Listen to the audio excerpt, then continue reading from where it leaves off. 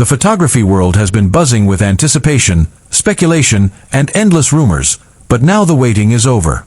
Nikon has officially introduced the Z9 II, the successor to its groundbreaking Z9, and it's safe to say this release has the potential to redefine the very meaning of a flagship camera.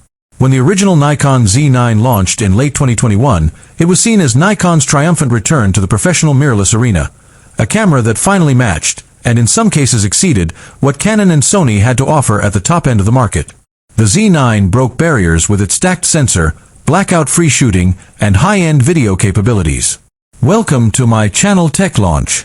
Subscribe my channel and click on the bell icon for the new tech updates. But technology doesn't stand still, and the competition has only gotten fiercer. Sony's A1 and A9 III, Canon's EOS R1, rumored and teased, and even Fujifilm's leaps in high-resolution mirrorless technology have made it clear that Nikon couldn't simply rest on its laurels. Enter the Nikon Z9 II, a camera that isn't just an update but a bold statement. Nikon is still here to lead. The big question is simple yet powerful. Is the Nikon Z9 II the new king of cameras?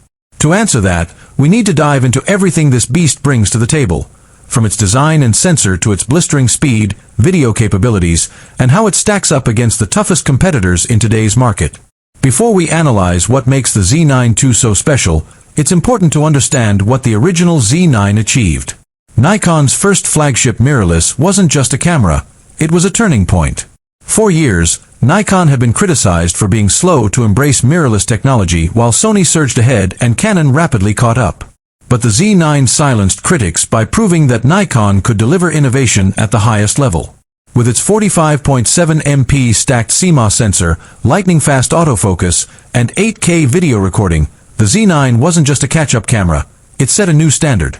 Sports shooters, wildlife photographers, and filmmakers suddenly had a serious Nikon option that rivaled or even beat what they could get from other brands. In fact, the Z9 became so well respected that some professionals who had migrated to Sony or Canon began reconsidering Nikon. That's the context the Z9 II is born into. It's not here to prove that Nikon can compete. That's already been done. Instead, the Z9 II has to prove that Nikon can stay ahead in a rapidly evolving landscape. At first glance, the Nikon Z9 II doesn't drastically reinvent the wheel. The body remains a full-sized, integrated grip flagship design, similar to the original Z9 and the older D6 DSLR. This form factor is familiar to sports and wildlife professionals, offering durability, balance with long telephoto lenses, and the kind of ruggedness that inspires confidence in the field. But don't be fooled into thinking this is just the same body with minor tweaks. Nikon has improved the ergonomics subtly. Slightly refined grip contours, more tactile buttons, and improved weather sealing make the Z9 II feel even more professional. Photographers who spend hours in the field or on the sidelines will appreciate these refinements. The EVF, Electronic Viewfinder, has also received a big upgrade. Nikon has equipped the Z9 II with a brighter, higher-resolution OLED panel that ensures a crystal-clear, lag-free view even in challenging light. One of the biggest complaints from DSLR veterans moving to mirrorless was the feeling that EVFs just weren't as immersive or real as optical viewfinders.